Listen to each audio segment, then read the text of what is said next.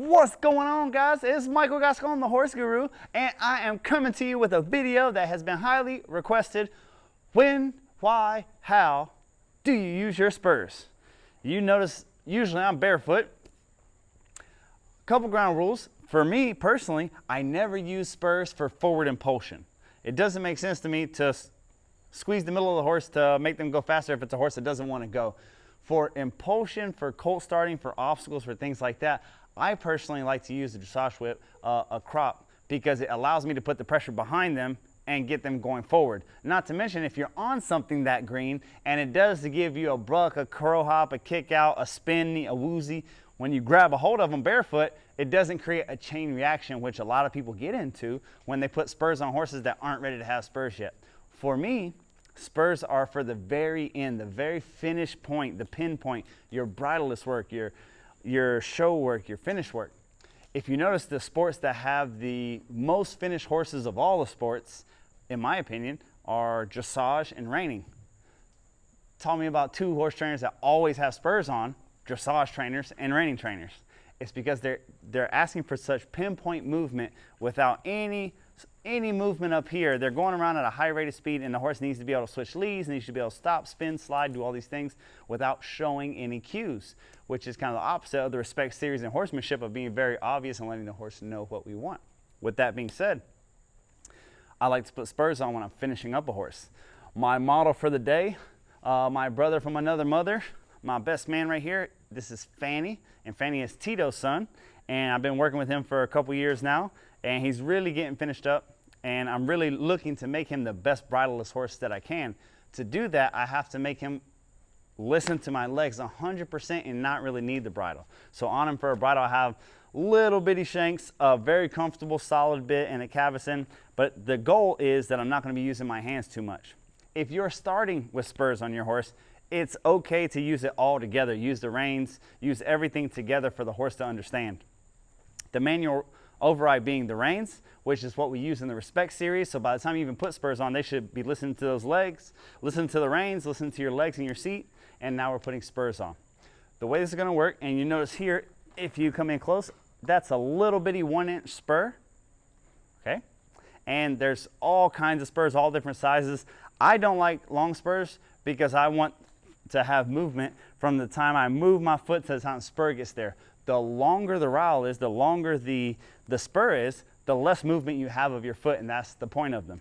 For me, I like to have a little spur, a little 1-inch spur, so that the horse feels as I'm tightening up my thigh, tightening up my calf. I still have my toe pointed up. I'm putting my lower leg on him, and now when I point my toe down, that spur touches him. Very quickly, I'm not gonna have to touch him with my spurs. He knows that I have them, and he doesn't want to get touched with them. So first thing that I want you to understand is that horses move, especially when they're finished, away from pressure and to the void. So whenever we're working younger horses, we're always looking where we're going and we're looking where we're going, and we're stepping in our stirrup, and we're taking our rein and our leg off of the horse. On the opposite side, our neck rein, our outside rein, and our leg get put on the horse, like so.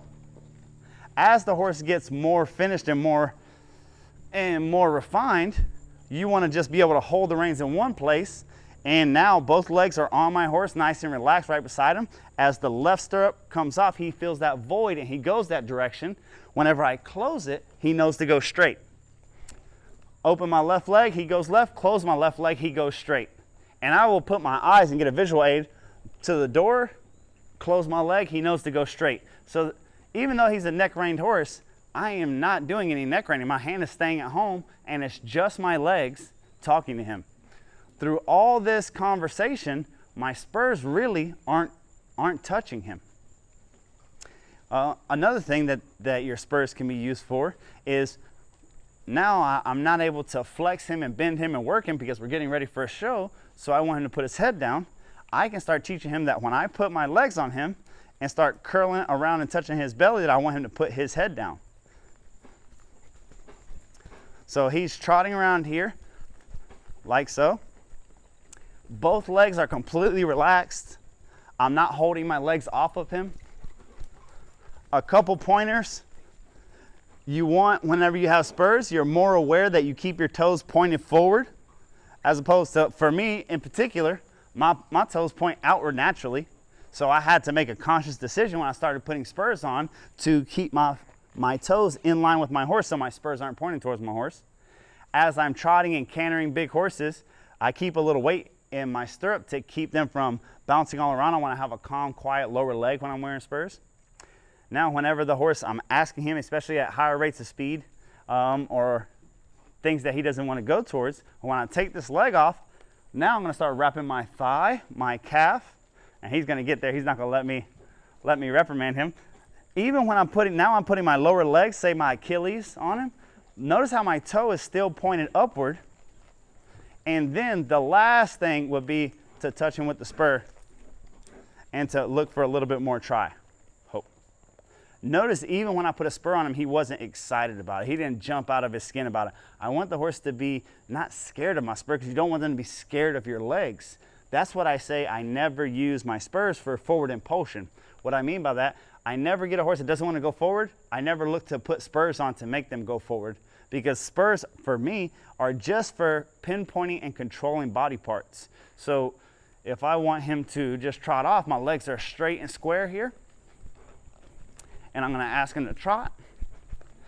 Now when my right leg goes forward, my left leg goes back, he knows that we're about to canter, and he just canters right off of my legs. Because my spurs are uneven, my left leg's further back, so his hips over to the right. Because again, when I ask him to stop, whoop, take the spurs off. When I ask him to move his body parts to certain ways, and we're going to do classes on how to move each of those body parts, but it's very simple. The horse moves away from pressure, and hopefully if your horse is broke, they move towards a void. So what that means is he knows that I'll pressure him if he doesn't go where I want. So when I take this leg off, he's already thinking, hey, that leg came off of me, I better go in that direction. If I'm riding forward, both legs are on him to make him go forward. When my legs come off of him, he says, oh, your legs are off of me, both of them, I should be stopping. And they're not coming back to me, so I should be backing. So notice without me adding any extra anything, he just keeps backing until I ask him to stop.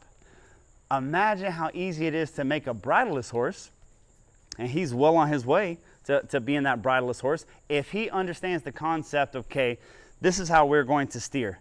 If a leg comes off, go that direction, ho. If the leg comes back on, if both legs are on, go straight.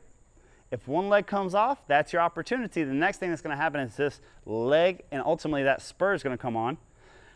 When this leg comes off, start turning, start turning. When that leg shuts on you, that means go straight again. If you go with this very straightforward, very simplistic ideology of how to steer your horse and guide your horse around, you can get very, very advanced with your horse. And I've been working all bridle work and haven't really been working his bridleless. But to give you an idea, we're just going to see how it's going to work. So I'm just light squeeze there. Right there, I take my right leg off. Both legs are on him. Spurs are right beside him. And he's just not worried about those spurs because he knows that I'm guiding him. He knows that I'm directing him. Sometimes when people ride with spurs, they want to keep their legs off all the time. Well, then the horse will have a real reaction. If you have a problem,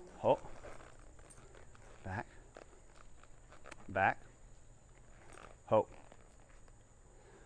leg off means go that way. Then if he doesn't listen, then I'm going to start bumping him with my calf here. Notice how my toe is pointed upward. My toe's pointed upward, my toe's pointed upward. If I need more speed, hey, I drop my toe.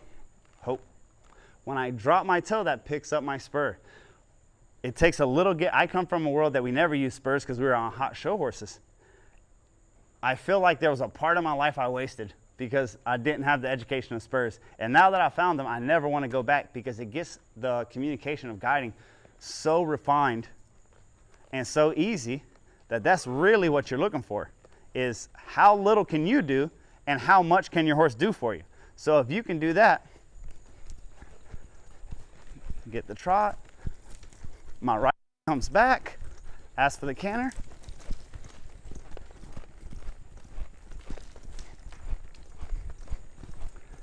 All right, take my legs off, Good boy.